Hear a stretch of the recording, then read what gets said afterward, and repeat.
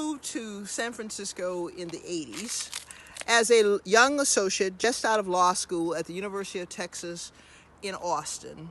I had the fortunate opportunity of having law firm mentors who happened to also own vineyards. Back in the 80s, we did not have faxes and emails and various electronic modes of getting information to each other.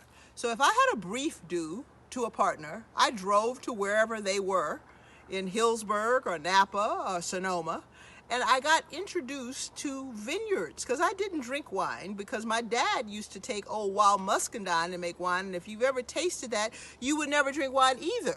But I got introduced to fine wines. And so I grew up in Texas. I learned to drive on a tractor at the age of 8. So farming was in my blood.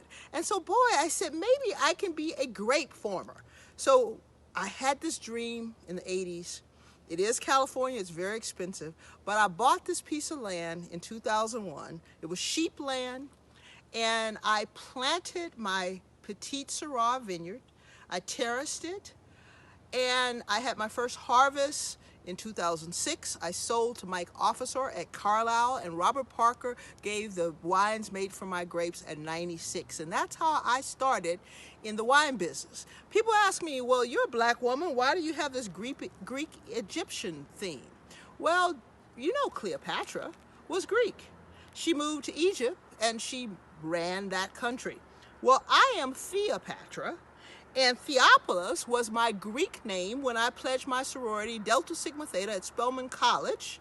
And then I was working with some Hollywood types, and they dubbed me Theopatra, Queen of the Vineyards.